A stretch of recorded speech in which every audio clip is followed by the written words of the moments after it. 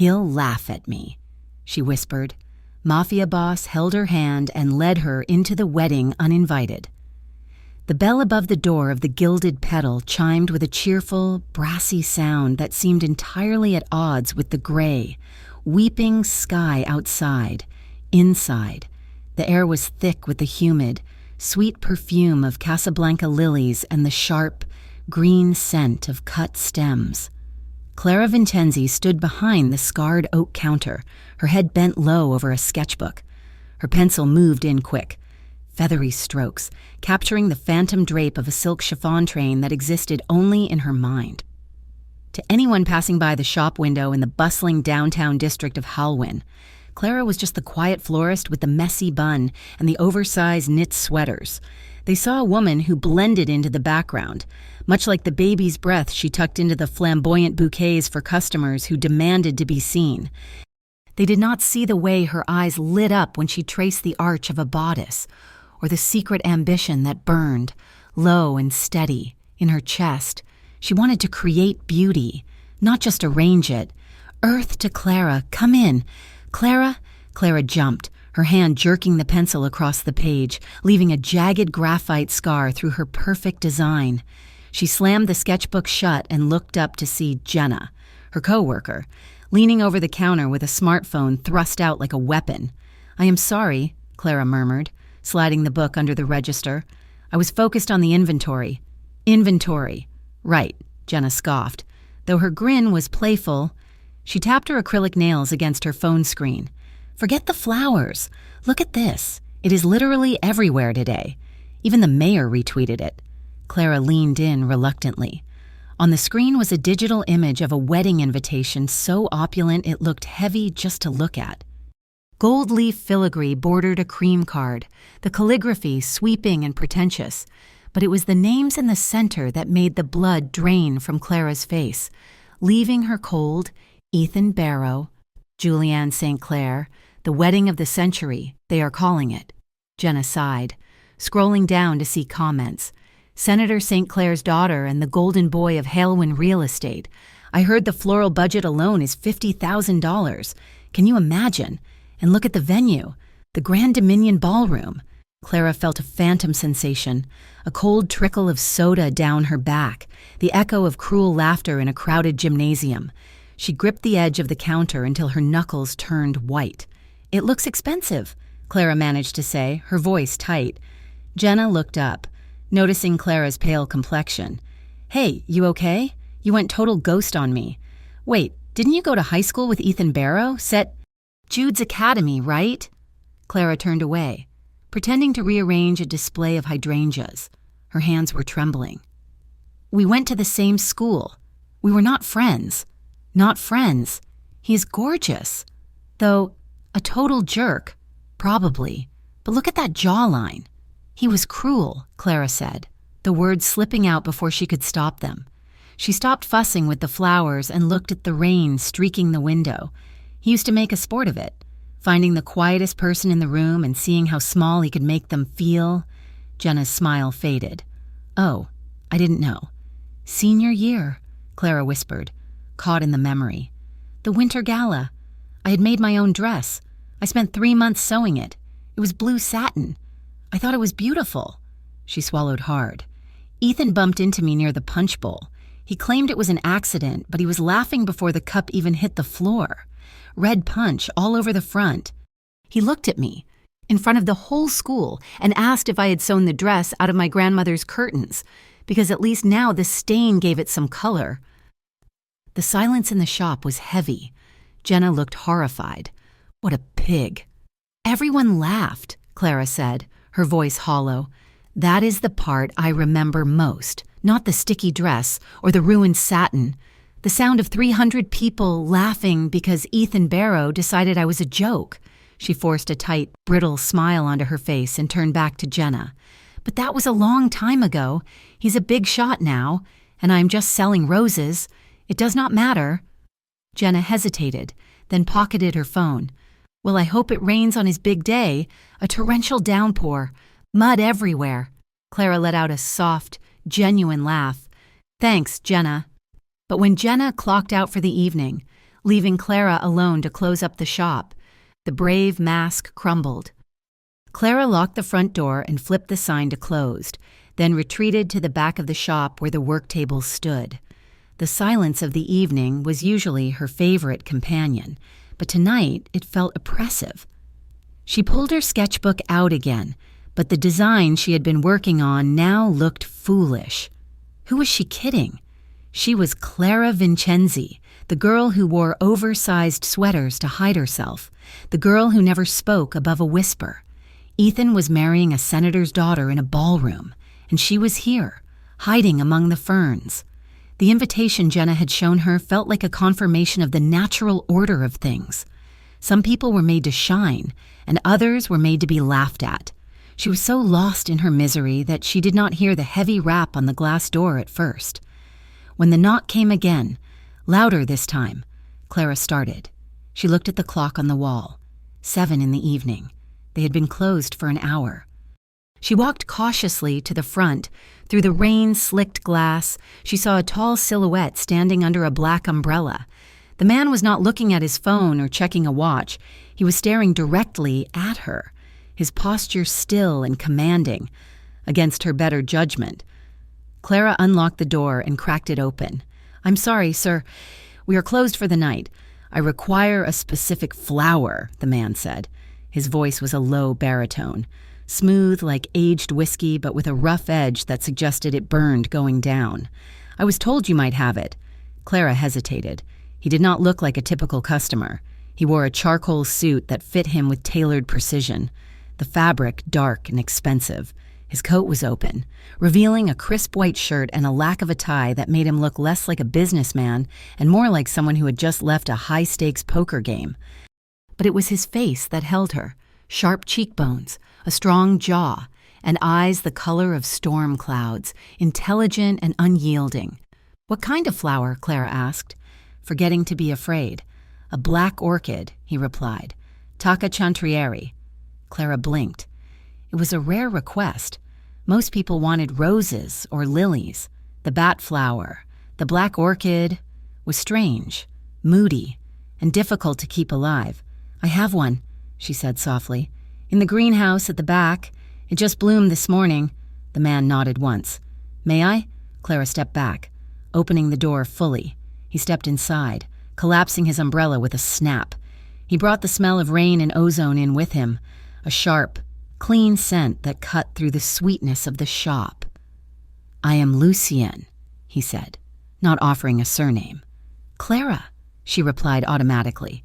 She led him toward the back of the shop, conscious of the silence. Usually, she filled the air with polite chatter about the weather or the flower selection, but with him, words felt unnecessary, even intrusive. He moved with a quiet grace, his leather shoes making no sound on the hardwood floor. At the counter, her sketchbook was still open. She'd forgotten to put it away. Lucien stopped. His gaze dropped to the book. Clara rushed forward, her cheeks heating up. "I'm sorry, the counter is a mess." She reached out to close it, but his hand moved faster. He did not grab the book. He simply placed his hand on the counter next to it, halting her movement with his presence alone. He looked down at the drawing. It was the wedding dress, the one she had ruined with the pencil slash, but the intricate lace detailing on the sleeves was still visible. "Did you draw this?" he asked. He did not sound mocking. He sounded curious. "It is just a sketch," Clara said. Finally flipping the cover closed, her heart was hammering against her ribs. A hobby. Lucien looked at her then, really looked at her. His gaze felt physical, like a touch. He took in her flushed face, her nervous hands, the way she tried to shrink into her sweater. "It shows a remarkable understanding of structure," he said simply. Then he looked toward the greenhouse door. "The orchid?" Clara let out a breath she didn't know she was holding. "Right, this way." She retrieved the flower, wrapping its dark, dramatic blooms in simple craft paper. When she brought it to the register, Lucien was waiting. He watched her hands as she tied the twine, his intensity making her clumsy. She fumbled the knot twice. "Take your time, Clara," he murmured. When she finally finished, she rang up the sale. "That will be $45. He placed a $50 bill on the counter. His fingers brushed hers as he slid the money forward. His skin was warm and rough, a shocking contrast to the cool, smooth counter. Clara felt a jolt of electricity shoot up her arm, startling her. She looked up, and for a moment, they were locked in a stare. He wasn't smiling, but his eyes were crinkled at the corners, as if he found her fascinating. "Keep the change," he said. He picked up the flower, holding it with surprising delicacy. "You have a quiet shop, Clara. It suits you. But that drawing deserves to be seen."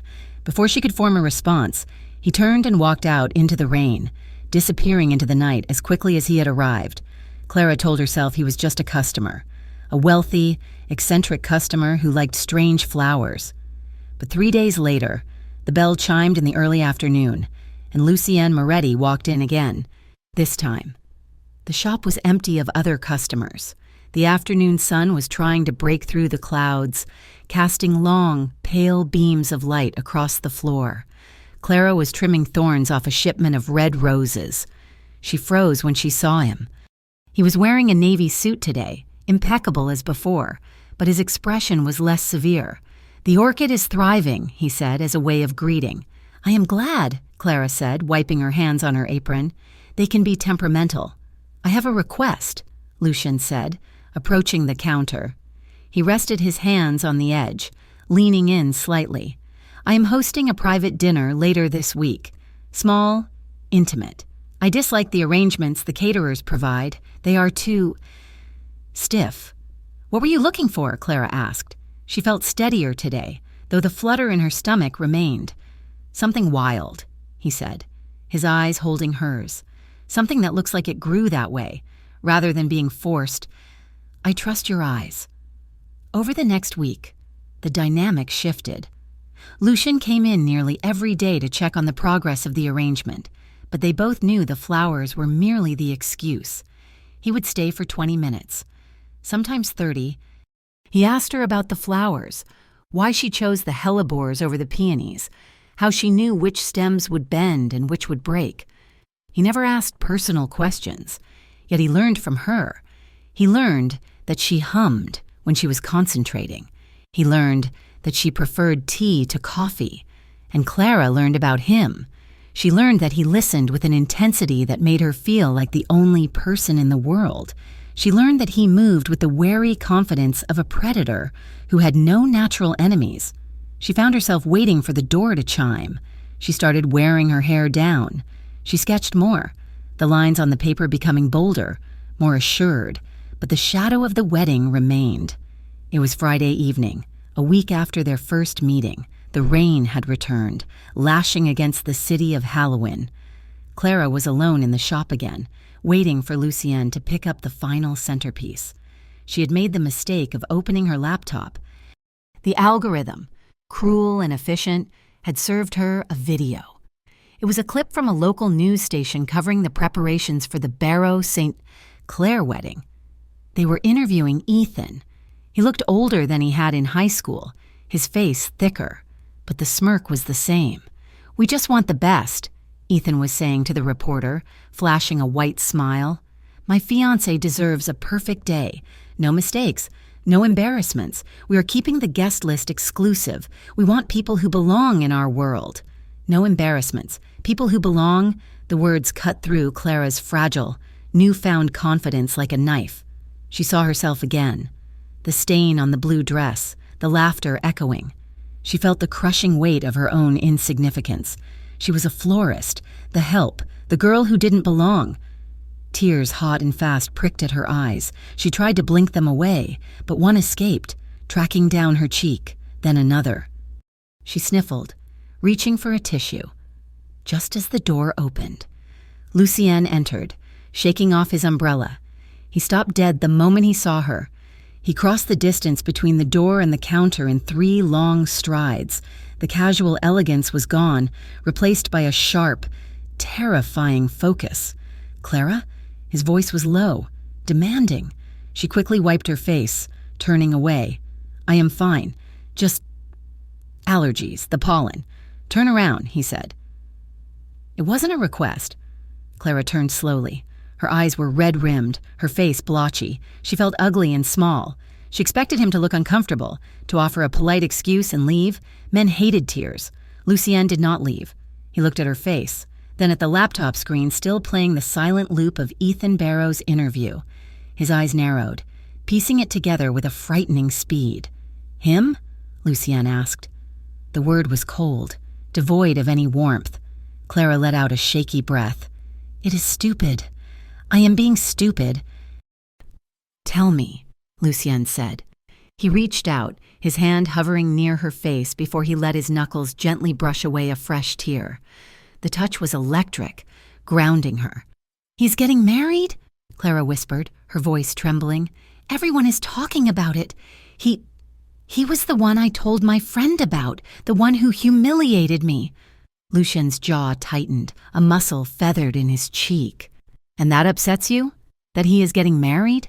"No," Clara said quickly.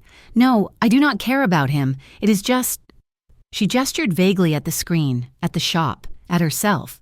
"He is winning. He was cruel. And he gets the fairy tale. And I am just here, scared that if I ever tried to step into that world again, it would happen all over again." She looked down at her hands, unable to meet Lucien's gaze. "He would laugh at me. If he saw me now, he would just laugh again." The silence that followed was heavy, charged with an energy Clara didn't understand. "Look at me, Clara," Lucien said. She lifted her eyes. Lucien was not looking at the screen. He was looking at her with a ferocity that took her breath away. There was no pity in his face. There was anger. Yes, but it was directed outward, towards her.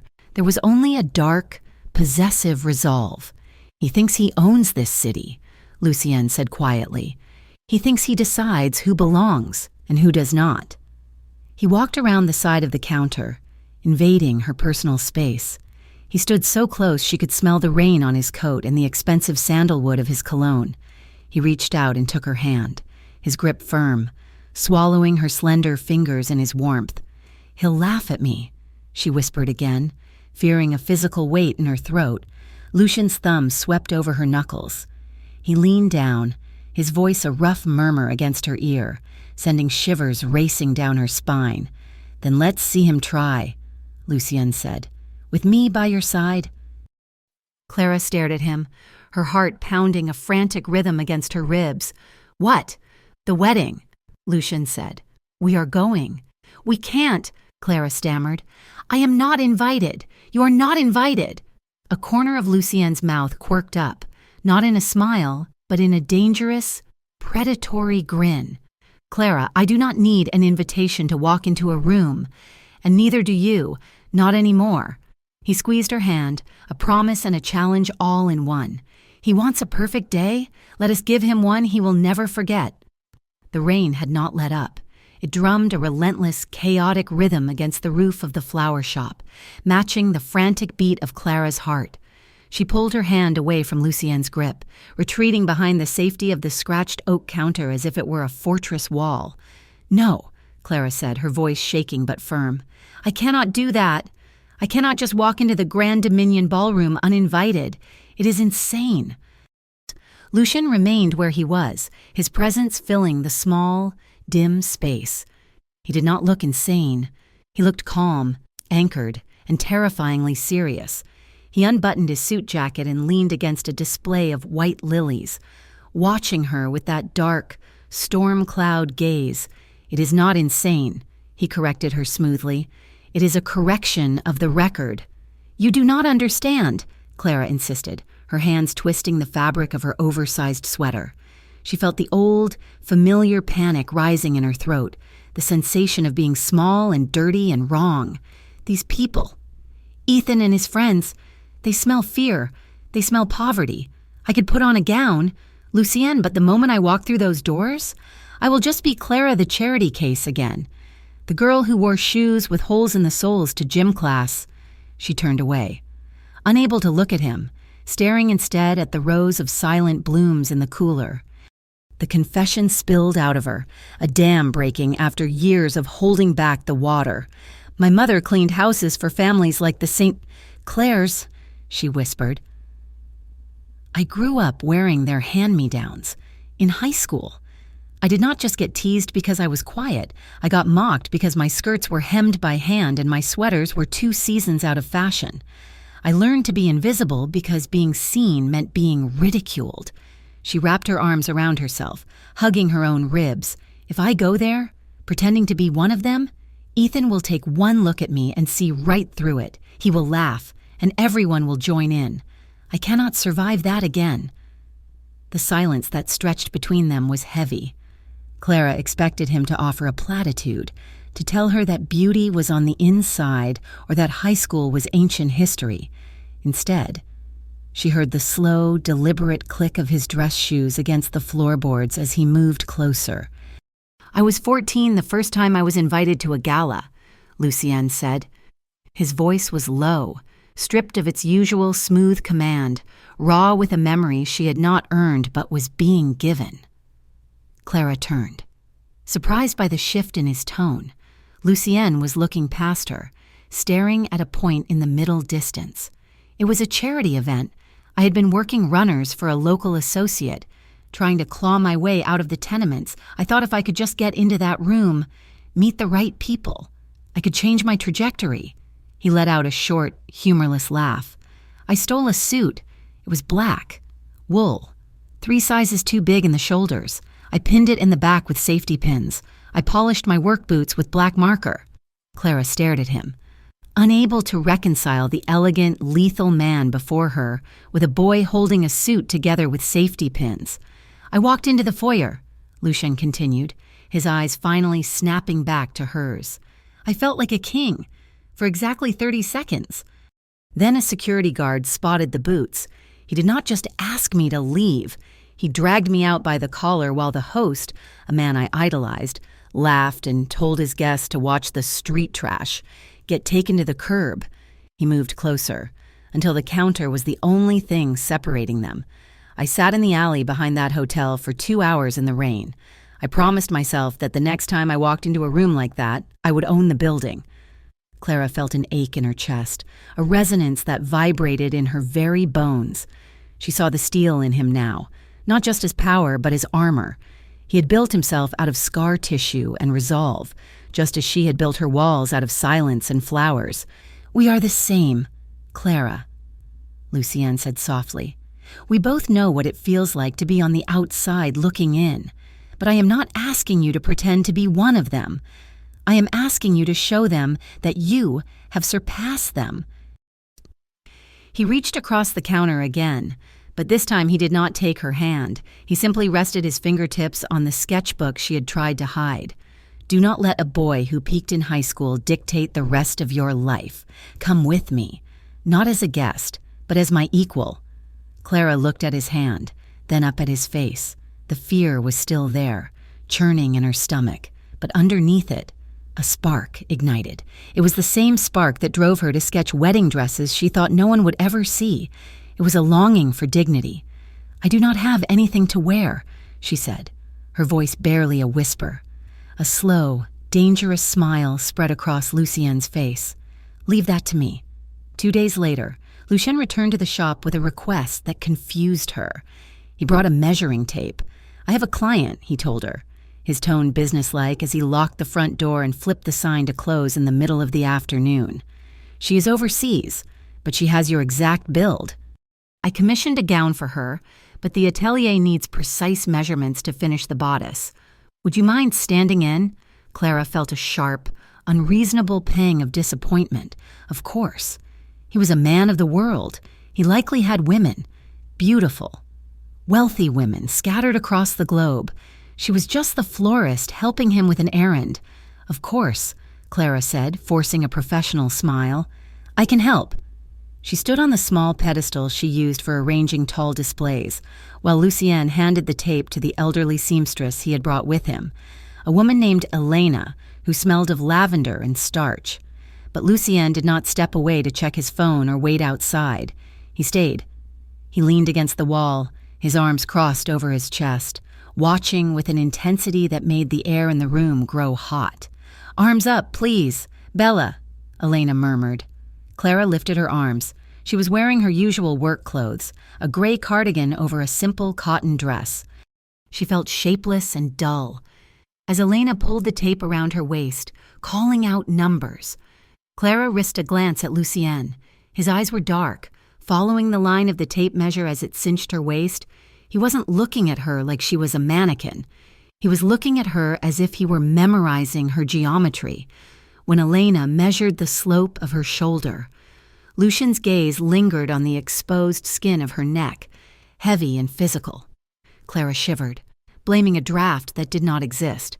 The client, Lucien said, his voice dropping an octave, prefers silk, something that moves like water. Do you think that suits the measurements, Clara? Clara swallowed hard, her pulse fluttering in her throat. Yes, silk would. It would drape well. Good, Lucien said. He didn't look away. For the rest of the week, Clara tried to prepare herself for the reality that she was merely a stand-in for someone else's life, but the connection between them continued to grow in the quiet moments. Lucien would stop by at closing time, bringing dinner, takeout from the city's best Italian restaurant, and they would eat on the work table between buckets of roses. They talked about art. Clara showed him her favorite paintings in a worn art history book. Lucien spoke of the architecture of old cathedrals, describing the flying buttresses with a reverence that surprised her. They were two lonely souls recognizing the melody in each other, a harmony built on the shared understanding of pain and the desire for beauty. Then came the night of the wedding. Clara was in the small apartment above the flower shop, pacing. Lucien had told her to be ready at 6. It was 5 minutes to an hour. She was wearing her bathrobe, her hair damp from a shower. Feeling entirely unprepared, she had assumed she would wear an old black dress she had in the back of her closet, safe, invisible. A knock on the door made her jump. She opened it to find Lucien standing in the hallway. He was breathtaking. He wore a tuxedo that fit him like a second skin, the black fabric absorbing the light, the white shirt stark against his olive skin. He looked lethal and regal. A prince of the underworld came to collect a debt. In his hands, he held a large, flat box tied with a silver ribbon. Behind him stood a team of 2 women, a hairstylist and a makeup artist, holding cases. Lucien, Clara breathed. What is this? The client turned down the dress, Lucien said, his face impassive, though his eyes danced with a secret light. It seems a waste to leave it in a box, and I recall you saying you had nothing to wear. He stepped inside, placing the box on her modest dining table. Get ready, Clara, we have a wedding to crash. Clara stared at the box, her hands trembling as she reached for the ribbon. She pulled it loose and lifted the lid. She gasped, her hands flying to her mouth. Inside, nestled in layers of tissue paper, was a gown of midnight blue silk. It was not just any dress. It was the dress, the one she had sketched in her book, the one with the intricate lace sleeves and the plunging back, the one she had designed for a version of herself she never thought she would be. But it was real, constructed from the finest silk she had ever touched, shimmering like the night sky over the ocean. Nestled beside it were a pair of custom heels, delicate and strappy, encrusted with dark crystals. You, Clara turned to him, tears instantly welling in her eyes. You had this made, for me. There was no client. There is only one woman I want to see in that dress, Lucien said softly. The next hour was a blur. The team worked efficiently, transforming her. They swept her hair up into an elegant, loose chignon that exposed the curve of her neck. The makeup was soft, enhancing her large, doe eyes and giving her lips a berry-stained flush. When they left, Clara was alone in the bedroom, staring at the dress hanging on the doorframe. She stepped into it, the silk cool and fluid against her skin. It fit perfectly. Of course it did. He had measured every inch of her. She struggled with the zipper in the back, her hands shaking too much to pull it up. Lucien, she called out softly. The door opened. Lucien stepped in. He stopped, his breath hitching audibly. Clara stood before the mirror, the midnight blue silk pooling around her feet. The dress hugged her curves, celebrating the body she had hidden under oversized wool for years. She looked regal. She looked dangerous. Lucien walked toward her slowly, as if approaching a wild creature he did not want to startle. He met her eyes in the reflection of the mirror. The heat in his gaze made her knees weak. "Turn around," he whispered. Clara turned. She held the front of the bodice against her chest, her back exposed to him. Lucien's hands brushed her bare shoulders. His skin was hot, his touch firm. He traced the line of her spine with his thumb, sending a shockwave of sensation through her that made her gasp. "You are breathtaking," he murmured. He took the zipper tab between his fingers.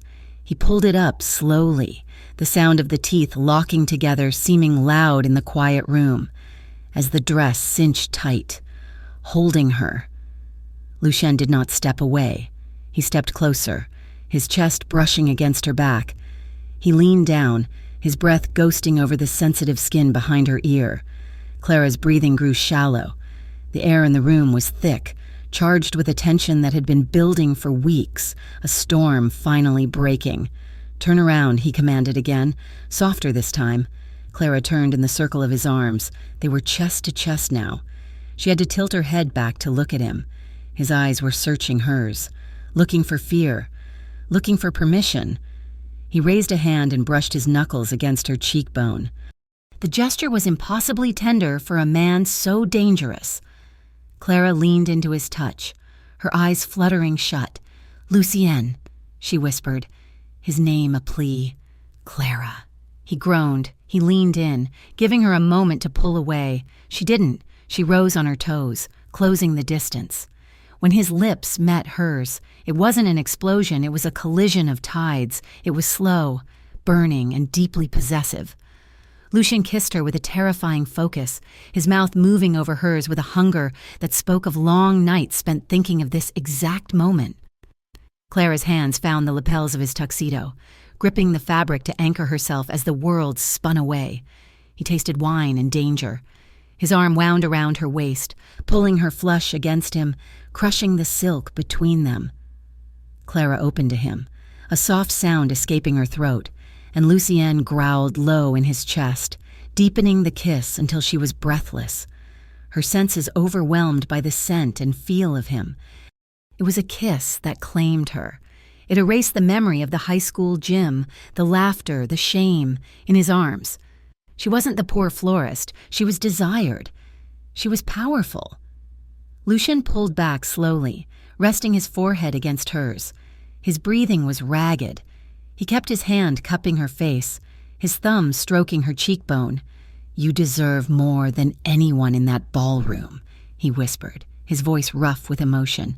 "You deserve to be worshipped, Clara, and tonight they will see what I see." Clara nodded, unable to speak past the lump in her throat. She felt tears threatening to spill again, but these were not tears of shame. They were tears of release.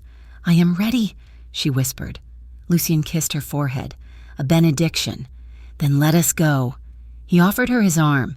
Clara took it, her fingers gripping his sleeve. They walked out of the apartment, down the narrow stairs, and out the back door of the shop. The rain had stopped, leaving the streets of Halloween glistening under the street lamps like polished obsidian. Waiting at the curb was a sleek, black car, its engine purring like a resting beast. A driver in a dark suit opened the rear door. Clara paused on the sidewalk. She looked at her reflection in the tinted window. The midnight blue dress, the proud tilt of her head, the man standing beside her who looked ready to burn the world down if she asked him to. She took a deep breath, the cool night air filling her lungs. She was terrified. Yes, but she was no longer alone. Lucien placed his hand on the small of her back, a solid, warm weight. "Ready?" "Yes," Clara said. She stepped into the car, sliding across the leather seat. Lucien followed, the door closing with a heavy, final thud. As the car pulled away from the curb, heading toward the Grand Dominion Ballroom. Clara did not look back at the flower shop. She looked forward, her hand finding Lucien's in the dark, their fingers interlacing tight as they drove toward the light. The Grand Dominion Ballroom did not merely host events.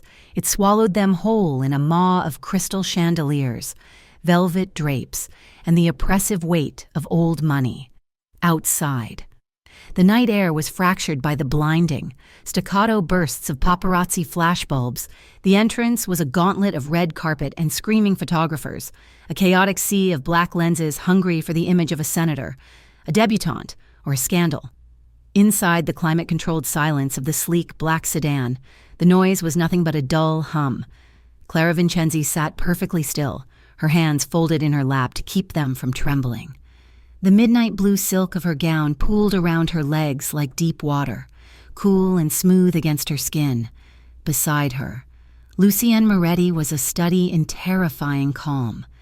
He watched the spectacle outside the tinted window with the bored detachment of a lion watching a herd of gazelles. "They are vultures," Clara whispered, her voice tight. "They are irrelevant," Lucien corrected her. Turning his gaze from the window to her face, the dashboard lights cast shadows across his sharp cheekbones. "Tonight, they are simply the audience, and you are the main event." The car rolled to a stop at the foot of the grand staircase. A valet in a white uniform scrambled to open the rear door. "Do not look down," Lucien murmured, his hand finding hers in the darkness. His grip was warm, solid, and unyielding. "Look straight ahead. If you look down, they will think you are apologizing for being here. You have nothing to apologize for." Clara took a breath that expanded her ribs against the tight bodice of the silk gown. She nodded once. Lucien stepped out first. The flashbulbs went wild, a lightning storm of white light. He stood to his full height, buttoning his tuxedo jacket with a casual, elegant motion, ignoring the shouts of the photographers.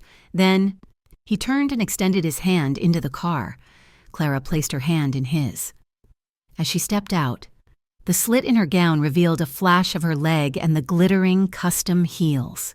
She rose, the silk cascading down her frame, shimmering under the harsh lights. For a heartbeat. The shouting faltered. Clara felt the collective intake of breath from the press line. She was not a celebrity. She was not a politician. But standing there in a gown that looked like it had been woven from the night sky, with a man like Lucien Moretti at her side, she looked like royalty from a kingdom they did not know the name of. "Chin up," Lucien commanded softly, placing his hand on the small of her back. He guided her up the red carpet. Clara could feel the heat of the cameras, the aggressive curiosity. Questions were shouted. "Who is she? Is that Moretti?" But they were just noise.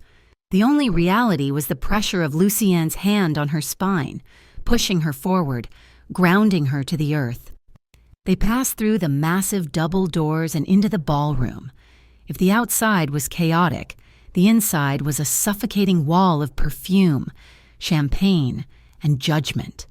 The room was a cavern of gold leaf and white roses, thousands of them. The floral budget alone could have fed Clara's childhood neighborhood for a year. A string quartet played something classical and polite in the corner, struggling to be heard over the din of 300 wealthy guests. As Clara and Lucien stepped onto the marble floor of the foyer, the conversation nearest to them died out. The silence spread like a ripple in a pond, moving outward until a significant portion of the room had turned to look. Whispers hissed through the air like steam. "Who is that? Is that the florist? No, look at the dress. It cannot be." Clara felt her knees lock, the old instinct to shrink, to hunch her shoulders and disappear, screamed at her. She saw eyes scanning her, dissecting the fit of her dress, the set of her hair, the jewelry at her throat. She felt like an imposter who had snuck into the palace. Then Lucien's thumb stroked the sensitive skin at her waist, a secret, possessive reassurance. He leaned down, his lips brushing her ear. "Breathing is required, Clara," he teased gently. "In and out," she exhaled, forcing her shoulders down. "Everyone is staring." "Let them," Lucien said, his voice devoid of concern. "They have never seen anything real before." They moved deeper into the room. Waiters with silver trays parted for them. Lucien navigated the crowd with the ease of a predator walking through tall grass. He did not ask people to move. They simply moved when they saw him coming. Then Clara saw him. Ethan Barrow stood near the center of the room, holding a glass of scotch, surrounded by a sycophantic circle of groomsmen. He looked exactly as he had on the news, polished, handsome in a conventional way, and radiating an arrogance that made Clara's stomach turn. He was laughing at something one of the men had said, his head thrown back, as if sensing the change in the room's atmosphere. Ethan lowered his glass and turned. His gaze swept over the crowd, bored, until it landed on Clara. He froze. Clara saw the recognition hit him. It wasn't immediate. It took a moment for his brain to reconcile the shy, frumpy girl he had tormented in high school with the vision in midnight blue standing 20 feet away. He blinked. Then a slow, incredulous smile spread across his face. It was the same smile he had worn right after spilling the punch on her dress years ago. "No way," Ethan said, loud enough for the surrounding circle to hear. He stepped forward, breaking his group. "Clara, little Clara Vincenzi?" The sound of her name in his mouth made Clara want to run. She took a half step back, her flight response triggered. Lucian's grip on her hand tightened instantly. It wasn't painful, but it was absolute. He did not let her retreat. "Face him," Lucienne whispered. It was an order, but it was also a gift. He was lending her his spine. Ethan walked toward them, chuckling, shaking his head in mock disbelief. "I do not believe it. Who let you in? Did you deliver the flowers yourself and decide to stay for a drink?" The cruelty was casual, practiced. A few of his groomsmen snickered. Clara felt the blood drain from her face. He was doing it. He was laughing at her, just like she feared, just like she whispered to Lucienne in the dark. But then she felt Lucienne beside her. He had not moved. He had not spoken. He was simply radiating a cold, dark menace that made the air around them drop 10 degrees. He was waiting for her.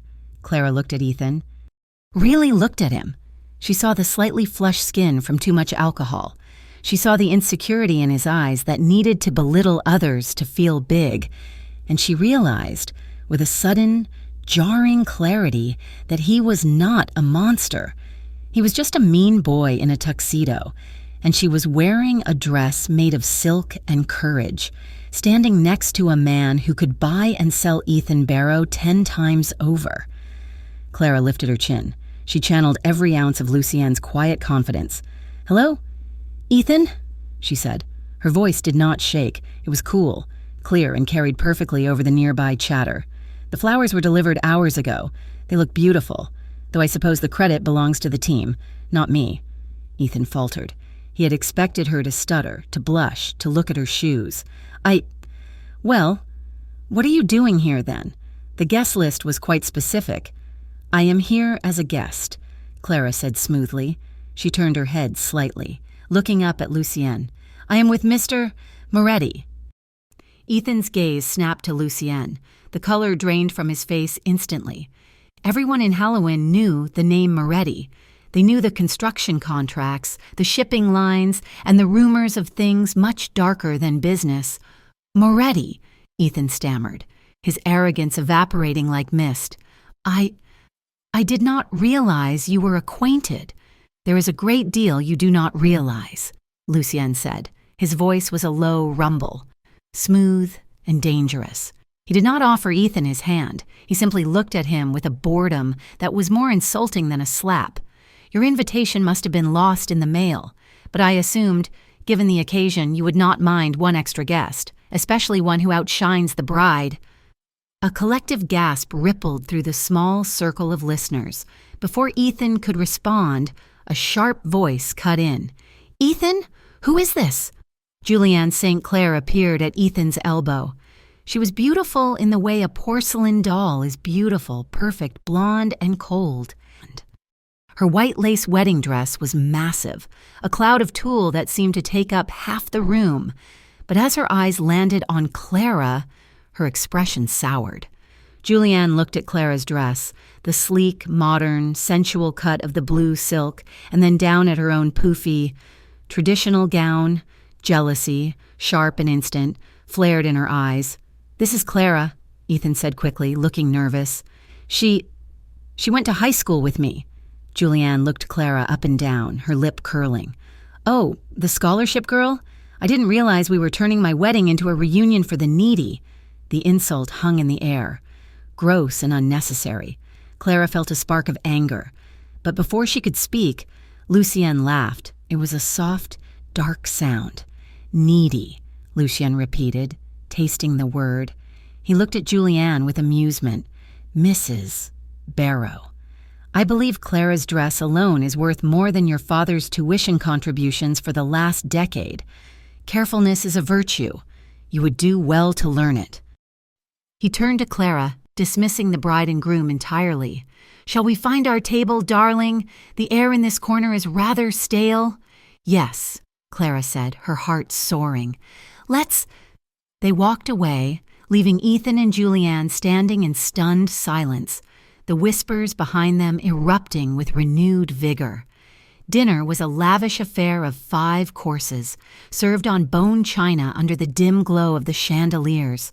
Lucien had ignored the seating chart, which Clara suspected did not even have their names on it, and simply commandeered a table near the front. The couple originally assigned to it had taken one look at Lucien and scurried away to find seats elsewhere. Clara sat straight, acutely aware that half the room was watching them. "You were amazing back there," she whispered to Lucien as the waiters poured vintage red wine. "I did nothing," Lucien replied, unfolding his napkin. "You stood your ground. I merely ensured the playing field was level." "You terrified them," Clara pointed out, a small smile playing on her lips, a happy side effect. When the main course arrived, a filet mignon with truffle reduction, Clara found her appetite wavering. Her nerves were still humming. She picked at her food, moving the porcelain fork around the plate. Lucien noticed. He stopped eating and turned his chair slightly, angling his body toward hers. It was a breach of etiquette, turning his back on the rest of the table to focus solely on her, creating a private world in the middle of the crowded room. "You need to eat," he murmured. "I am too nervous," she confessed. "Why?" Lucien asked. His eyes dropped to her lips, then back to her eyes. "You have already won." He got a small, perfect piece of steak from his own plate. He pierced it with his fork and held it up, not to his own mouth, but to hers. Clara froze.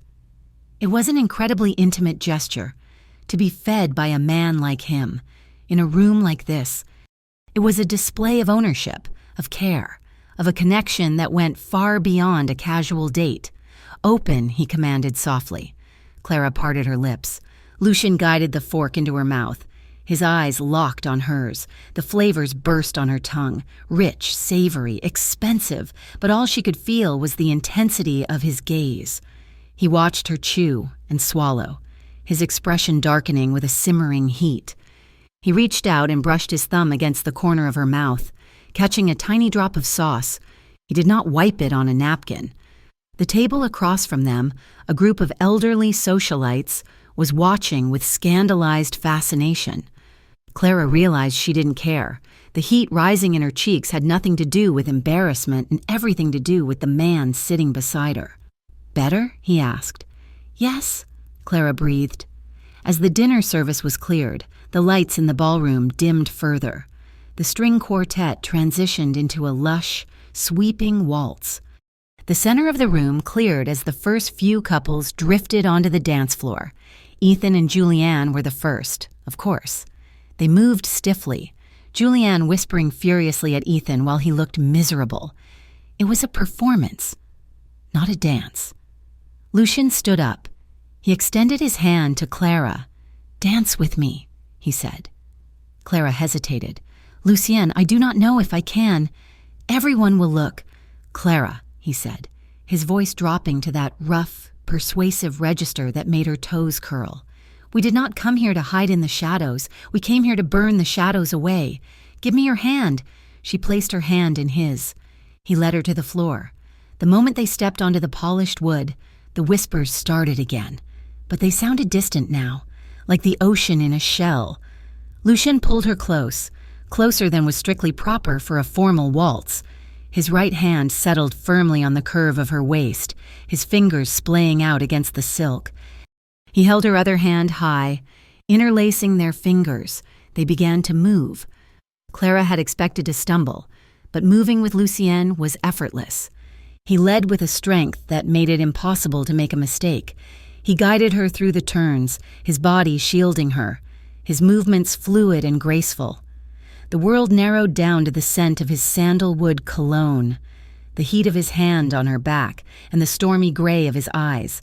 "They are all looking," Clara whispered, glancing over his shoulder to see the blur of faces.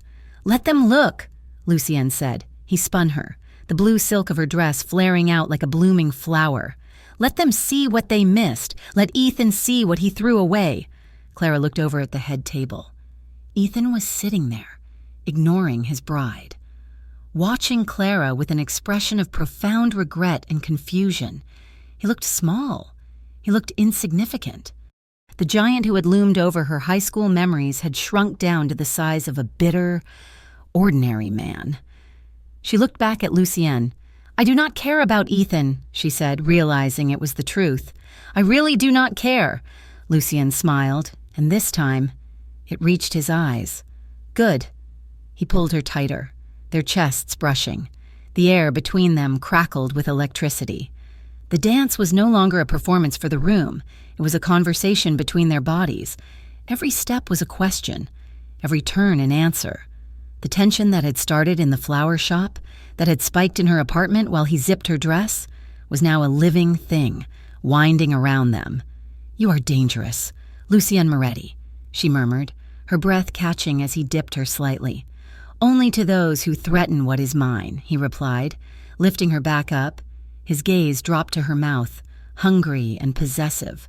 "And make no mistake, Clara, you are becoming very dangerous yourself." The song ended, but neither of them pulled away. They stood in the center of the room, holding on to each other, while the applause rippled around them. Clara felt a flush of triumph that had nothing to do with revenge.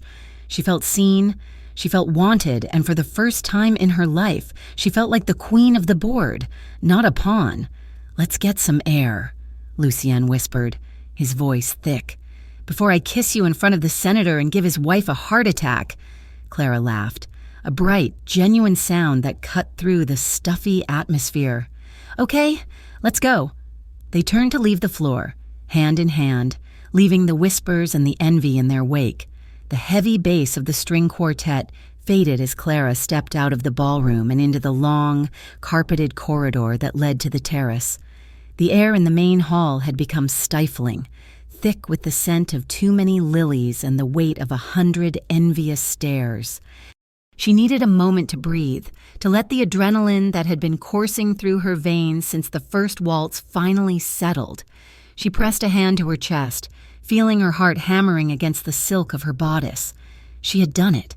She had walked into the lion's den, faced the ghosts of her past, and she had not crumbled. She danced. "Well, I have to hand it to you. Clara, I did not think you had it in you." The voice came from the shadows of an alcove near the velvet-roped stairs. Clara froze, her blood turning to ice. She turned slowly to find Ethan Barrow leaning against a marble pillar, a fresh glass of scotch in his hand.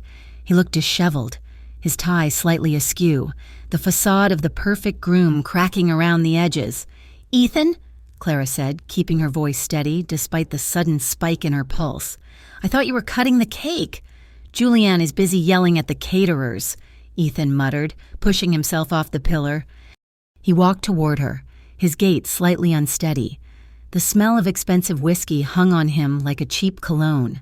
He stopped a few feet away, looking her up and down with a gaze that was not appreciative, but assessing, like a man trying to figure out the trick behind a magic act. "You put on a good show in there," Ethan sneered, gesturing vaguely toward the ballroom doors. "The dress, the hair, the whole Cinderella routine. For a second, you almost had me fooled." Clara straightened her spine. "It is not a routine. Ethan, I am just here." "You are here with him," Ethan spat, the bitterness in his voice sharp and ugly. "Lucien Moretti, do you even know who he is? Or did you just see a shiny suit and a black card and decide to forget where you came from?" "I know exactly who he is," Clara said coldly. "He's a man who treats me with respect, which is more than I can say for you." Ethan laughed, a harsh, barking sound. "Respect? Please. He is a gangster. Clara. A thug in a tuxedo. And you? You are just the flavor of the week. A little charity case he picked up to make himself look benevolent? The words hit her like a physical blow. Charity case. It was the same fear she had voiced to Lucienne days ago, weaponized and thrown back in her face. Ethan took a step closer, invading her personal space, his eyes hard. Do not think this changes anything. Tomorrow morning, the carriage turns back into a pumpkin, and you will be back arranging daisies for minimum wage while I am on a private jet to the Maldives. You do not belong here, Clara. You never did. Clara opened her mouth to respond, to tell him that his opinion meant nothing. But the air in the hallway suddenly changed. The temperature dropped. The shadows seemed to lengthen. I would choose your next words very carefully. Mr. Barrow. Ethan spun around. Lucien stood at the end of the hallway. He was not moving. He was not shouting. He was simply standing there, one hand in his pocket, looking at Ethan with the kind of detached, lethal calm that made the hair on the back of Clara's neck stand up. Lucien? Clara breathed. Lucien ignored her, his eyes fixed on the groom. He walked forward, his steps silent on the plush carpet. Every inch of him radiated danger. Ethan took a step back, his bravado evaporating instantly. I was just talking to an old friend, Ethan stammered, holding up his hands. Lucien stopped between them, placing his body as a shield between Clara and Ethan. He looked down at Ethan, his expression one of mild disgust, as if he had stepped in something unpleasant on the sidewalk. Friend implies equality, Lucien said smoothly, and you are not her equal. You never were. Look, I do not want any trouble, Ethan said, his voice rising in pitch. This is my wedding. And this, Lucien said, reaching out to wrap his arm around Clara's waist, pulling her sharply against his side, is the only person in this building who matters. Lucien turned his head, looking at Clara. The coldness vanished from his eyes, replaced by a fierce, burning intensity. He looked back at Ethan. You called her a charity case, Lucien said softly. You look at this woman, this breathtaking, brilliant woman, and you see a price tag. That is why you are small. Ethan, that is why you will always be small. No matter how big your father's bank account is. Lucien leaned in, his voice dropping to a whisper that carried the weight of a death sentence. She is worth more than this entire room. She is worth more than your life. And if you ever speak to her again with anything less than reverence, I will dismantle your world brick by brick. Ethan swallowed hard, pale and trembling. He said nothing. Lucien did not look at him again. He turned his full attention to Clara. His hand on her waist tightened, pulling her flush against his body. He stared down at her, his eyes dark and dilated, filled with a possessive heat that made her knees weak. Lucien, she started, you do not have to... He cut her off by crashing his mouth down on hers. It was not a polite kiss. It was a claim. It was primal and territorial, a message to Ethan and to the world that she belonged to him, and he belonged to her. His other hand came up to cup the back of her head, his fingers tangling in her intricate chignon, holding her steady as he devoured her. Clara gasped against his mouth, her hands clutching the lapels of his tuxedo.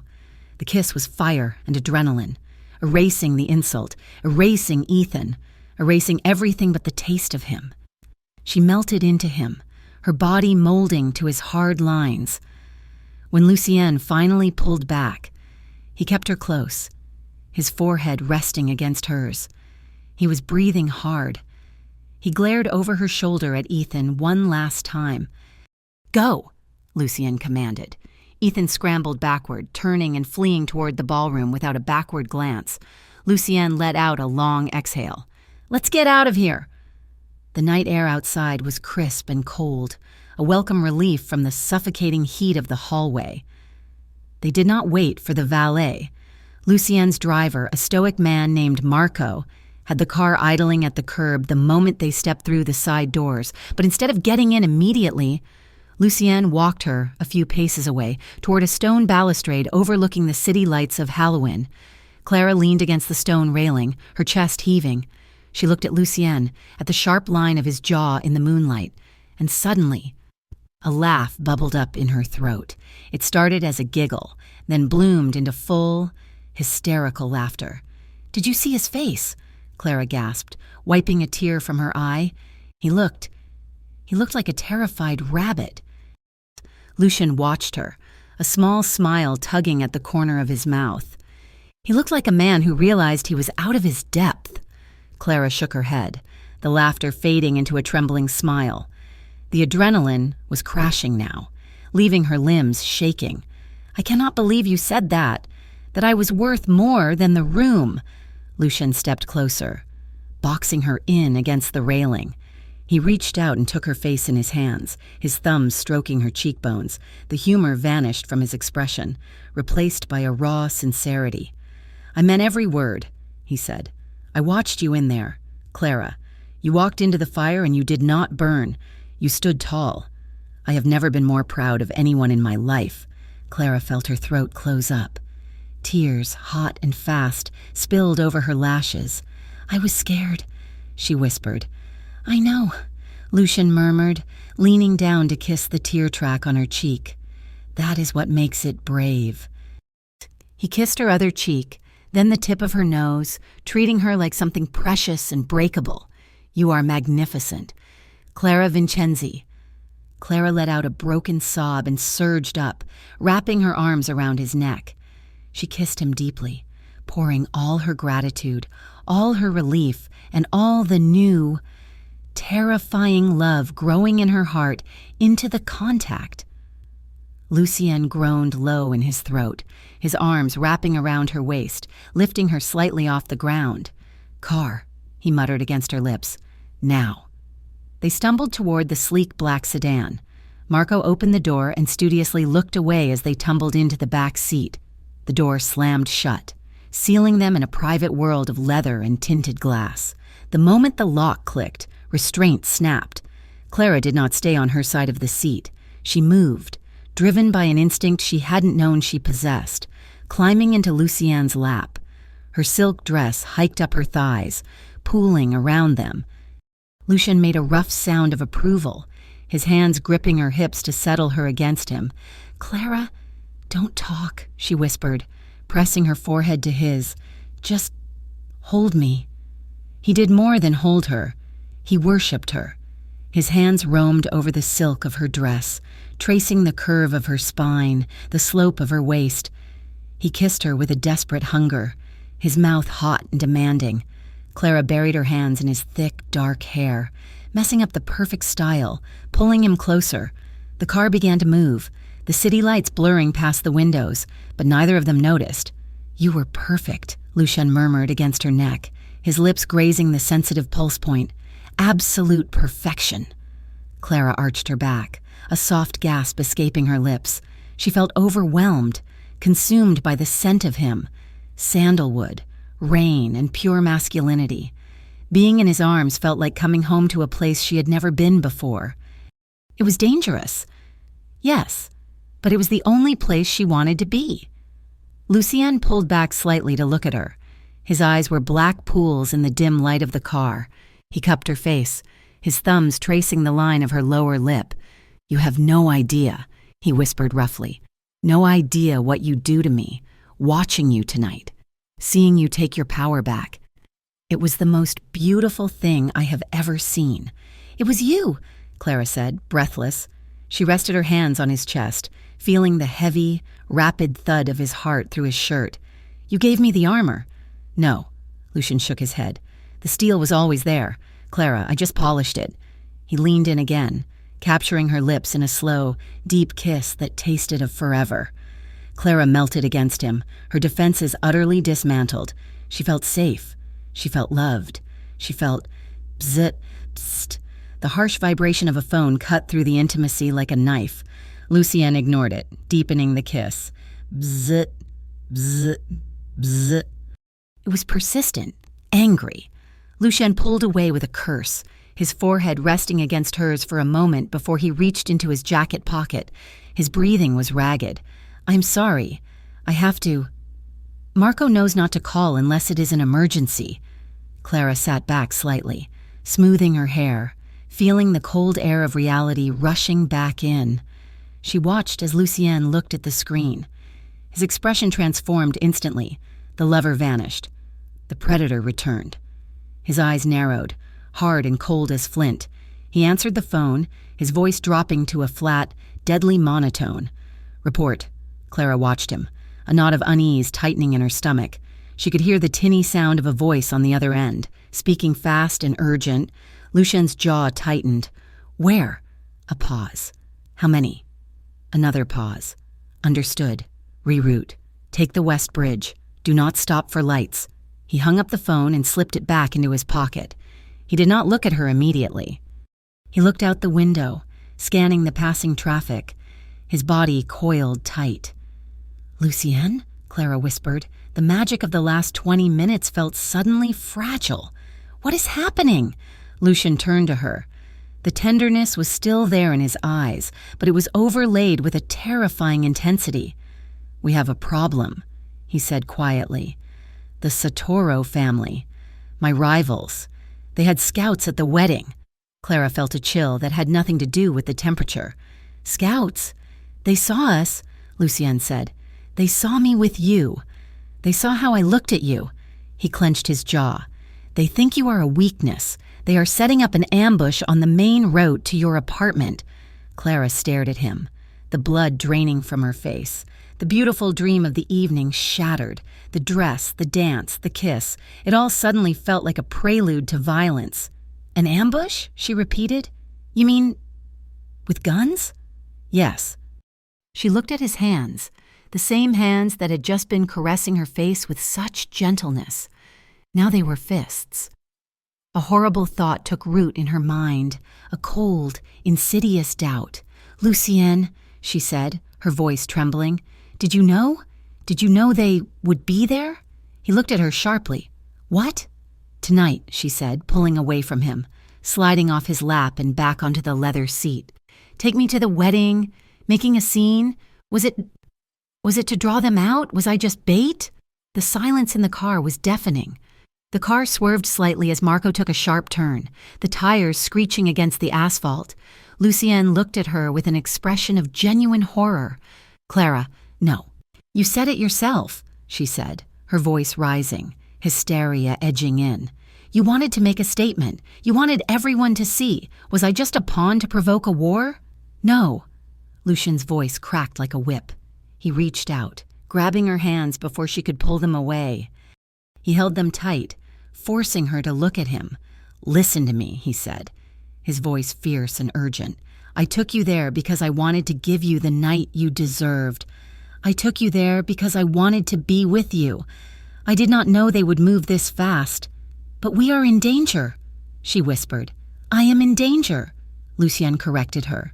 "You are under my protection, and I would burn this entire city to the ground before I let a single hair on your head be harmed."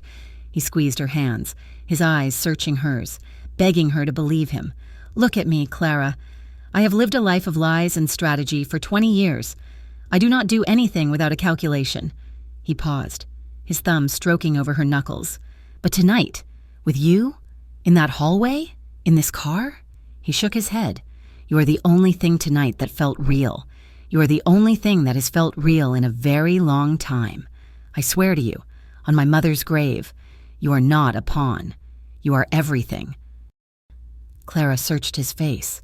She looked for the lie, the manipulation. She saw only fear, not for himself, but for her. And she saw the love she had tasted in his kiss. She let out a shaky breath. "Okay," Lucien exhaled, pulling her back into his arms, burying his face in her neck. "I am sorry," he whispered into her skin. "I am so sorry I dragged you into this darkness." "I am not afraid of the dark," Clara whispered back, though her heart was still racing. She held on to him as the car sped through the night, away from the glittering lights of the ballroom and into the shadows of a world she was only just beginning to understand. The sleek black sedan idled at the curb of Clara's apartment building, the engine a low, vibrating hum that seemed to resonate in her bones. The street was quiet, the puddles from the earlier rain reflecting the orange glow of the street lamps. It was the same street she walked every day, the same cracked pavement, the same faded brick facade, yet it looked entirely foreign to her now. She was a stranger returning to a life that no longer fit. Lucien did not get out of the car immediately. He turned to her in the dim light of the back seat, his face a mask of warring emotions, regret, fury, and a desperate, aching tenderness. "I cannot stay," he said, the words sounding like they caused him physical pain. "If I stay, I will bring the target here. I bring the war to your doorstep." Clara nodded, though her chest felt hollow. The adrenaline of the wedding, the confrontation with Ethan, and the terrifying thrill of the car ride were fading, leaving behind a cold, trembling exhaustion. "I understand," she whispered.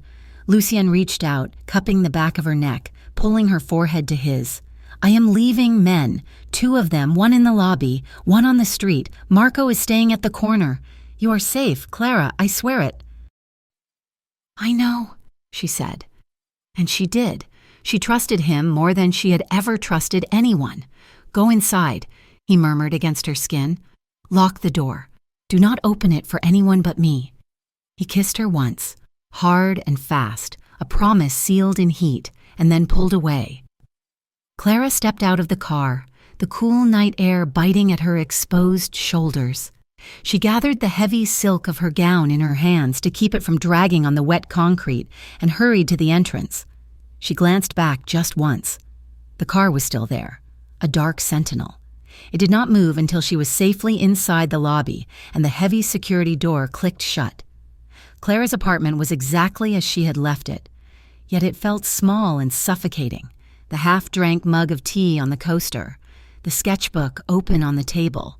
It was the life of a woman who hid in the back of flower shops. That woman felt like a ghost now. She stripped off the midnight blue gown with trembling fingers, hanging it carefully on the back of her bedroom door. It shimmered in the dark, a relic from a different world. She washed the makeup from her face, scrubbing until her skin was pink and raw, then pulled on an oversized t-shirt and climbed into bed. Sleep was impossible. Every time she closed her eyes, the movie of the night played behind her eyelids. She saw the way the ballroom lights caught the sharp angles of Lucien's face. She felt the phantom pressure of his hand on the small of her back, grounding her when the world tried to knock her down. She heard Ethan's cruel laugh and Lucien's deadly whisper, "She is worth more than this entire room." She rolled over, staring at the ceiling. Was it just adrenaline? Was it just the seduction of being protected, of being seen, after years of invisibility? No, it was deeper than that. She touched her lips, remembering the desperation of his kiss in the car. He hadn't kissed her like a prop in a revenge scheme. He had kissed her like a drowning man finding air. The danger he was in, the ambush he was rushing off to handle, was real. And the fear she felt wasn't for herself. It was for him. "Please come back," she whispered to the empty room.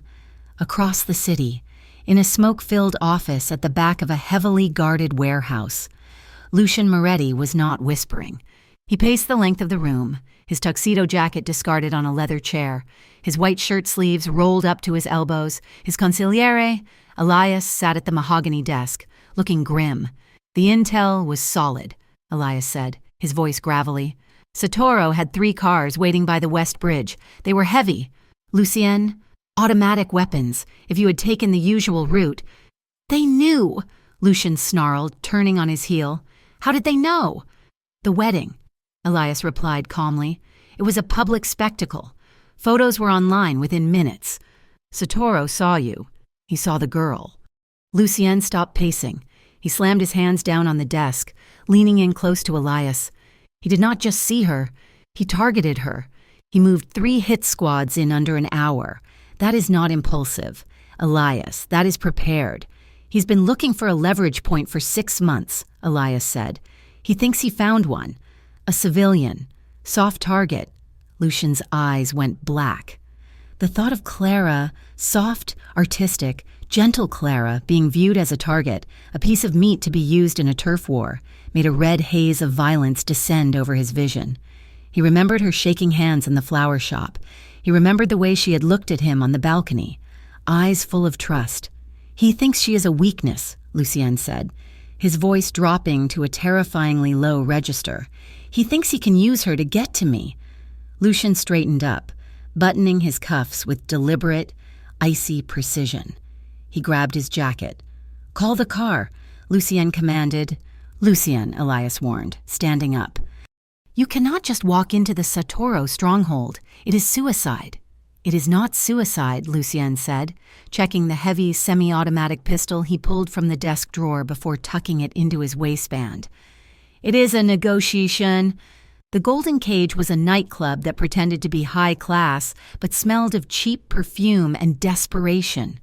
The music was pounding, vibrating the floorboards. But the back room where Dominic Satoru held court was soundproofed and silent. The two guards at the door moved to stop Lucien. They didn't even finish the motion before Lucien's men, who had flooded the hallway behind him, had them disarmed and against the wall. Lucien kicked the door open.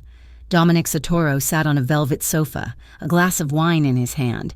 He was an older man, thick-set and oily, with eyes like a shark.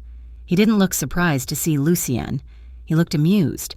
"Moretti," Satoru smiled, not rising. "You look flustered. Late night?" Lucien walked into the room. He did not sit. He did not shout. He radiated a cold, nuclear energy that sucked the oxygen out of space. "You tried to hit my car," Lucien stated. "I have no idea what you're talking about." Satoru lied lazily. "Halloween is a dangerous city. Accidents happen." "You had men on the West Bridge," Lucien continued, stepping closer. "You saw me leave the Barrow wedding with a woman, and you thought you saw an opening." Satoru chuckled, taking a sip of his wine. "The florist, pretty thing. A bit plain for you, isn't she? I prefer my women a bit more fire. But I suppose she serves a purpose. Everyone has a soft spot." Satoru set the glass down and leaned forward, his amusement vanishing. "Here is the reality. Lucien, you are expanding too fast. You are encroaching on my shipping lanes. You need to back off. Or maybe the next time the florist crosses the street, she forgets to look both ways." The room went dead silent. Satoru's bodyguards tensed, hands hovering near their jackets. Lucien moved so fast it was a blur. He crossed the distance, grabbed a handful of Satoru's expensive lapel, and hauled the heavier man off the sofa. He slammed him back against the wall, the impact rattling the frames of the tacky art hanging there. Lucien's gun was out, the cold steel barrel pressed directly under Satoru's chin. "Listen to me very carefully," Lucien whispered, his face inches from Satoru's sweating forehead. "You can come for my money. You can come to my territory. You can burn my warehouses to ash. I will treat it as business." He dug the gun barrel deeper into the soft flesh of Satoru's throat. "But that woman, she's not part of this life. She's not a player on your board." Satoru's eyes were wide now, the shark-like calm replaced by genuine fear. He had miscalculated. He thought Clara was a mistress. He didn't realize she was an obsession. "Touch her again," Lucien hissed, articulating every syllable with lethal clarity. "Look at her. Think about her. And I will not just kill you. Dominic, I will erase you. I will burn your house while you sleep. I will dismantle everything you built. I will bury you with your sons." Lucien held the stare for 5 agonizing seconds, letting the death threat sink into the marrow of Satoru's bones. Then he released him. Satoru slumped back onto the sofa, gasping for air, clutching his throat. Lucien holstered his weapon, smoothed his jacket, and looked down at the trembling boss with contempt. "Stay away from her," Lucien said. He turned and walked out, stepping over the threshold without looking back. Clara woke to the sound of knocking. She jolted up in bed, sunlight streaming through the blinds. For a second, she panicked, remembering the ambush, the guards. But the knocking was rhythmic, polite. She grabbed her robe and went to the door. Peeking through the peephole, she saw only a massive delivery box. She opened the door cautiously.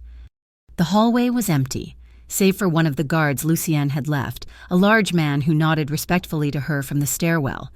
Clara pulled the box inside. It was sleek, black, and tied with a silver ribbon. Inside lay a dozen black orchids, Takachantrieri, the same flower that had started it all. They were dark, mysterious, and wildly beautiful, nestled in dark tissue. There was a card. The handwriting was bold, angular, and rushed. No more pretending you are small. Come with me. Ristorante Alto, 7 o'clock. Clara stared at the note, her heart doing a slow, heavy somersault in her chest. She traced the ink with her fingertip. He was safe. He was back.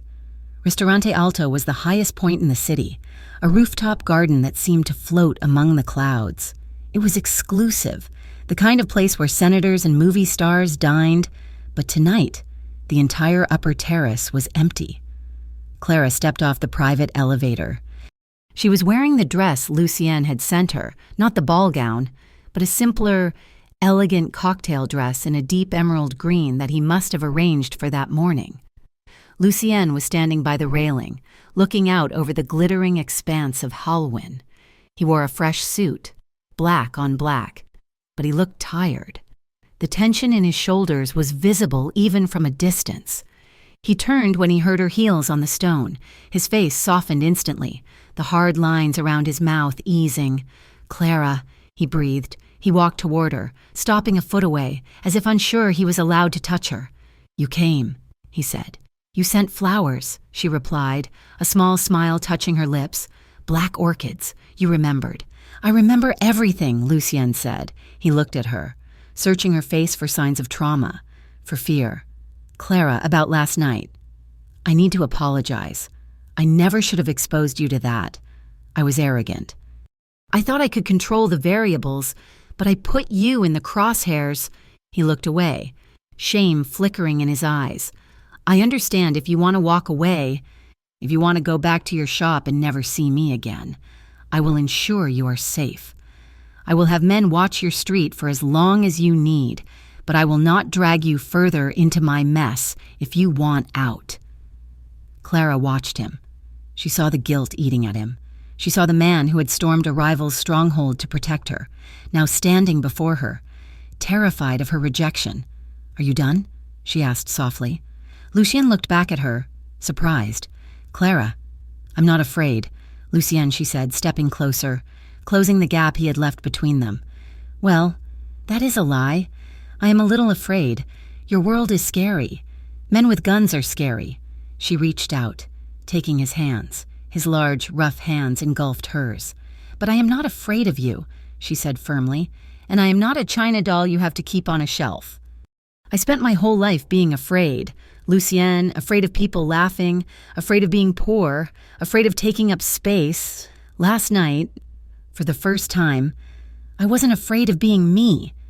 She squeezed his hands. "But I need honesty. No more clients, no more secrets about ambushes. If I am going to be in this, I need to know why. Why me? You could have any woman in this city. Why the florist?" Lucienne stared at her, stunned by her strength. He turned his hands over, interlacing his fingers with hers, holding tight.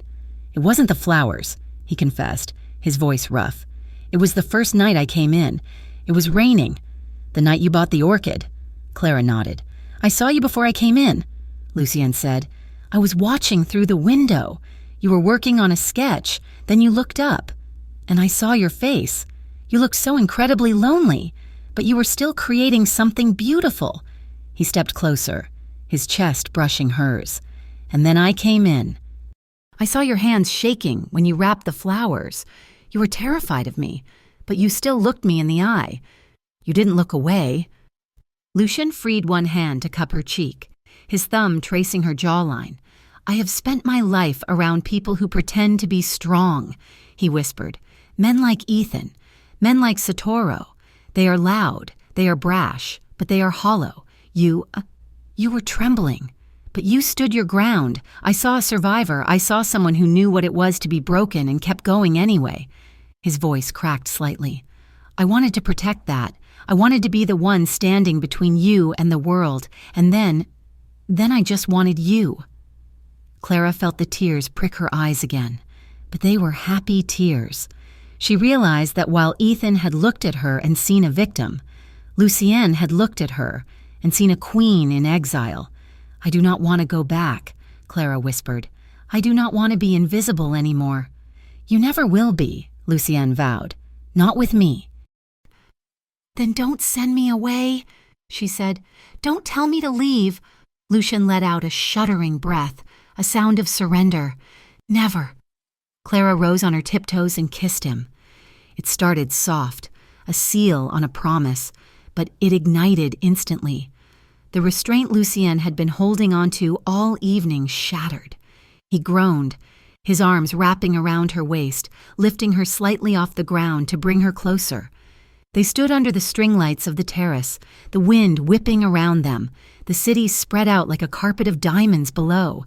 Lucian kissed her with a devotion that shook her to her core. His tongue swept into her mouth, tasting her, claiming her.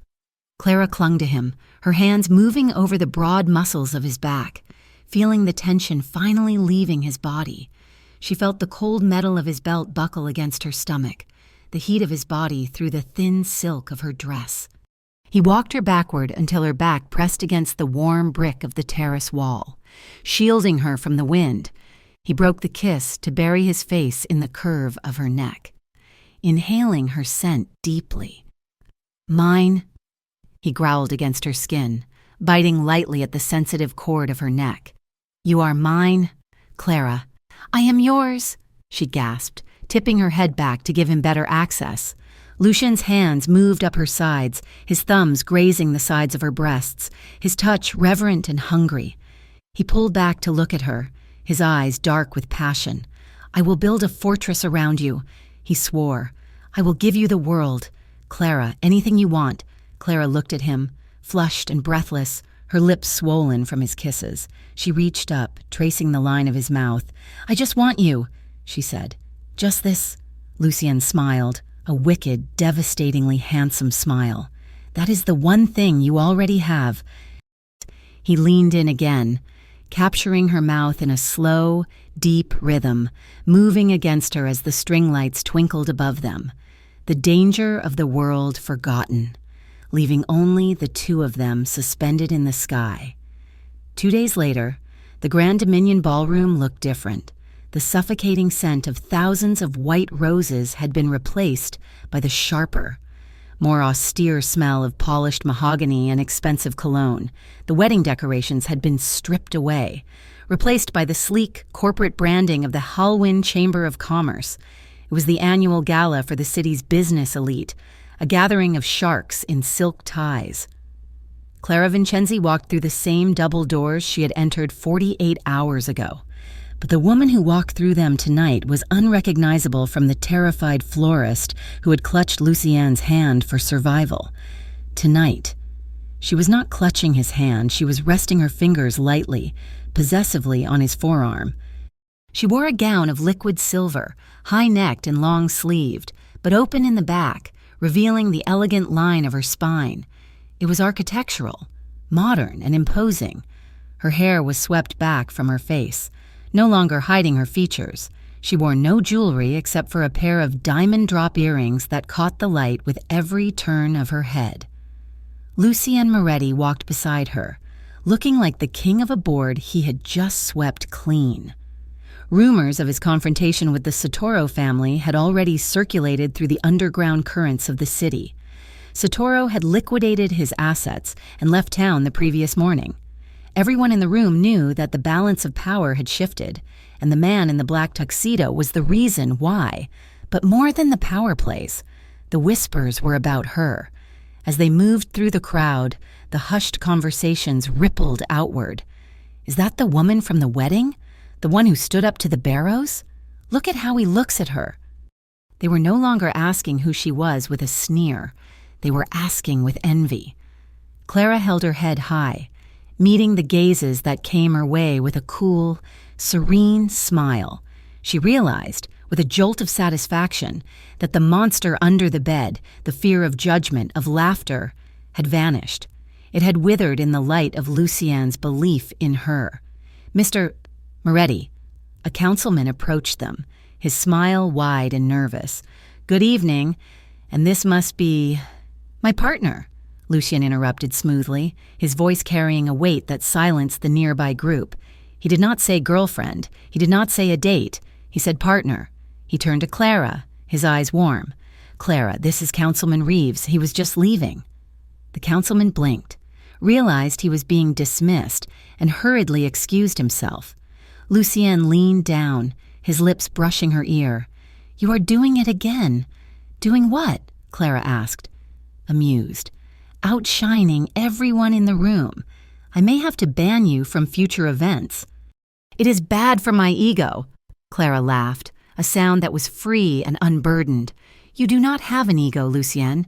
You have a gravitational pull." They moved deeper into the room, navigating the sea of elites. It was a victory lap. Lucian introduced her to architects, to investors, to the people who actually built the city. He spoke of her design talent, mentioning casually that she was considering launching her own bridal atelier. He was not just showing her off, he was building a platform for her, laying the foundation for a future where she stood on her own 2 feet. Then, the crowd parted. Ethan Barrow stood near the bar. He looked terrible. His skin was sallow, his eyes bloodshot. The wedding, the perfect day he had bragged about on the news, had apparently ended in a disaster of arguments and bruised egos after Clara and Lucienne had left. Julianne was nowhere to be seen. When Ethan saw them, his jaw tightened. He set his drink down with a sharp clink and walked toward them. The hesitation in his step was gone, replaced by a reckless, bitter courage. Lucienne stopped, his body angling slightly to shield Clara, but Clara stepped forward. She placed a hand on Lucienne's chest, a silent signal. "I have this." Lucian paused, looked at her, and nodded. He stepped back, giving her the floor. Ethan stopped 3 feet away. He looked at Clara, really looked at her, and the expression on his face was a toxic mix of regret and resentment. He saw the silver dress, the diamonds, the confidence that radiated off her like heat. He saw the woman he had mocked, now standing at the pinnacle of a world he was struggling to stay relevant in. "So," Ethan said, his voice slurring slightly, "the florist strikes again. You really worked your way up fast, didn't you? Clara, from the greenhouse to the penthouse. I guess I should congratulate you on your ambition." It was a weak insult, a desperate attempt to drag her back down to the mud he was standing in. The old Clara would have flinched. The old Clara would have heard the accusation and internalized it. But the woman standing in the silver dress simply looked at him with a mild, pitying curiosity. "Ambition is not a dirty word, Ethan," Clara said calmly.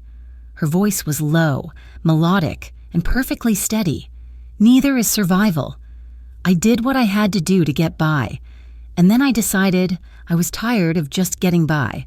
You are just a trophy," Ethan sneered, though his eyes darted nervously toward Lucienne, who was watching him with the stillness of a viper. "You think he cares about you? Men like him do not love? Clara, they possess. You are just a shiny new toy." Clara smiled.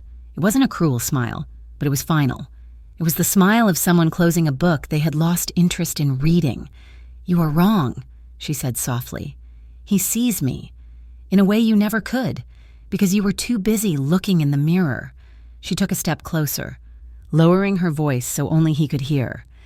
"I used to be terrified of you, Ethan. I used to think your opinion defined my worth, but looking at you now, I realize I never needed your approval. I found someone better, someone who builds me up instead of tearing me down to feel tall." She stepped back, slipping her hand into the crook of Lucienne's arm. "Good luck, Ethan," she said. "I hope you find a way to be happy." She didn't wait for a response. She turned, and she and Lucienne walked away. They didn't look back to see Ethan standing alone in the middle of the crowded room, holding an empty glass, watching the only real thing he had ever known walk out the door. The exit was a gauntlet. The paparazzi had doubled since the wedding, sensing the story of the year. As the heavy glass doors of the venue opened, the night exploded into white flashes and shouting voices. "Mr. Moretti, Mr. Moretti, who is the mystery woman? Clara, look this way, Clara." The noise was a physical wall. Clara flinched instinctively, shielding her eyes. Immediately, a heavy warmth enveloped her. Lucian had shrugged off his tuxedo jacket and draped it over her shoulders. He pulled her into his side. his arm a band of iron around her waist. "Keep moving," he murmured against her hair. "I have you." He did not push the cameras away angrily. He guided her through them with a calm, unstoppable force. He used his body to block the worst of the flashes, creating a pocket of safety in the middle of the chaos. As they reached the curb where the car was waiting, one photographer got too close. Shoving a lens toward Clara's face, Lucien stopped. He put a hand up, palm open, fingers spread. It was a gentle gesture, but the command behind it was absolute. The photographer froze. "Back," Lucien said. He didn't shout. He didn't have to. The circle of paparazzi widened instantly, giving them space. Lucien turned to Clara. He reached up and tucked a loose strand of hair behind her ear, ignoring the hundreds of cameras capturing the moment. For a second, it felt like they were the only two people on the planet. "You do not ever have to hide again," he whispered, his voice rough with emotion. "Let them see you. Let them see us." Clara looked up at him, her heart swelling until it felt too big for her chest. She nodded, tears shining in her eyes, not of fear, but of overwhelming gratitude. They got into the car, the door slamming shut on the noise, leaving them in the quiet dark, safe in the silence they had built together. 2 hours later, the city of Halloween was asleep, but the lights were still on in the penthouse apartment. It was Lucien's home, a sprawling space of glass and steel overlooking the harbor. But tonight, it was filled with Clara's things. Her sketchbook was spread open on the coffee table. Fabric swatches, silk, tulle, lace were scattered across the Persian rug like fallen petals. Clara sat on the sofa, her legs tucked under her. She had changed out of the silver gown into one of Lucien's white dress shirts, the sleeves rolled up to her elbows. She was sketching with a feverish intensity. The charcoal pencil moved across the paper, creating lines of movement and grace. It was a wedding dress, but it was unlike anything she had ever drawn before. It wasn't for a client. It wasn't a fantasy. It was real. It was bold. It had a high neck and long sleeves, echoing the armor she had worn tonight. But the skirt was soft, a cascade of petals that suggested blooming, growth, life. She was so lost in the flow of the design that she didn't hear Lucien enter the room. "Impressive." Clara looked up, smiling. Lucien stood in the doorway to the kitchen. He had discarded his tie and shoes. His shirt was unbuttoned halfway down his chest, revealing the tanned skin and the dusting of dark hair. He looked relaxed, domestic, and devastatingly handsome. He held 2 glasses of deep red wine. He walked over, setting the glasses on the table, careful not to disturb her sketches. "What are you working on?" he asked, sitting down on the edge of the sofa near her feet. "Something new," Clara said, looking down at the drawing. "I felt inspired. Tonight felt like closing a chapter.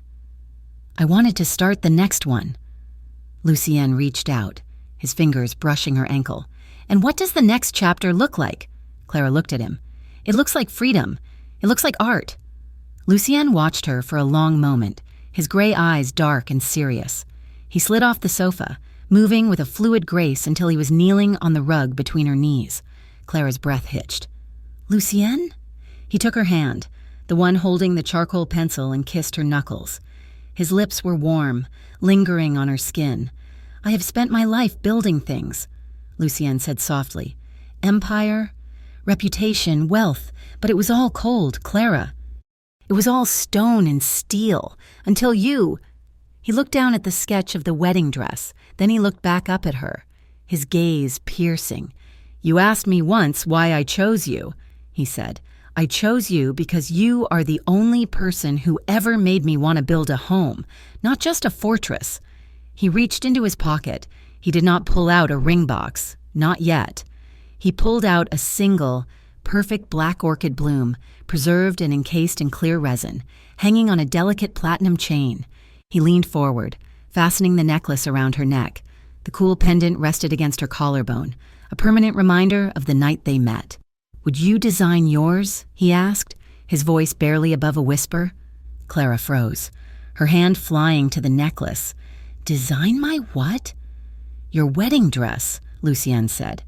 He rested his hands on her waist, his thumbs stroking the fabric of his shirt that she wore. "I know it is soon. I know we are still figuring this out, but I know what I want. I want you forever.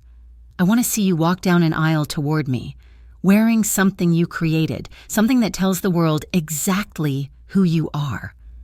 Clara stared at him, the tears finally spilling over. She dropped the pencil. She framed his face with her hands, looking into the eyes of the man who had saved her. The man she had saved right back. "Yes," she whispered. "Yes, I will design it." Lucian let out a breath he seemed to have been holding for a lifetime. He leaned forward, kissing her softly, reverently. Then he lowered his head. He pressed a kiss to the center of her chest, then lower, to her stomach. He rested his forehead against her, his arms wrapping around her hips. "Let us build something no one can ever take," he murmured against her. "Let us build a life." Clara stroked his hair, feeling the steady beat of his heart against her. "We already are." Epilogue. The sign on the door said "The Gilded Petal," but the shop had changed. The windows were larger, the displays more avant-garde. It was no longer just a flower shop, it was a design studio, a place where art and nature collided. It was late, long past closing time. The rain was falling outside, tapping a gentle rhythm against the glass, washing the streets of Halloween clean. Inside, the lights were dim, casting a warm, golden glow over the buckets of hydrangeas, the vases of black orchids, and the mannequins draped in half-finished silk creations. A record player in the corner spun a vinyl disc, filling the air with the slow, smoky sound of a saxophone jazz solo. Clara was barefoot on the hardwood floor.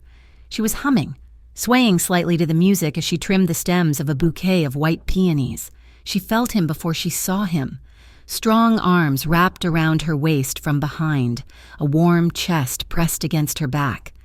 Lucien buried his face in the crook of her neck, inhaling the scent of flowers and vanilla that always clung to her. He didn't speak. He just held her. Clara stopped her work. She leaned back into him, resting her head on his shoulder. They stood there in the quiet sanctuary of the shop, swaying slowly to the jazz, two broken pieces that had found their perfect fit. Outside. The city was loud and dangerous. Outside. There were rivals and critics and a world that wanted to tear them apart. But here, surrounded by the blooms she loved and the man who worshipped her, there was only peace. She was safe. She was loved. And for the first time in her life, she was truly, completely seen. Lucien kissed her temple, his hand moving to cover hers where it rested on the flowers. "Ready to go home?" he whispered. Clara smiled, turning in his arms to face him. "I am already there." "Thank you so much for listening to He'll Laugh at Me," she whispered. Mafia Boss held her hand and led her into the wedding uninvited. I hope you enjoyed Clara and Lucien's journey from heartbreak to empowerment. I would love to know where you're listening from today. Please drop a comment below and tell me your country or city. And if you enjoyed this story, please don't forget to hit that subscribe button for the Mafia Romance Stories channel and like this video. Share your thoughts on the ending in the comments. Did you like how Clara finally stood up to Ethan? I can't wait to hear from you. Until next time,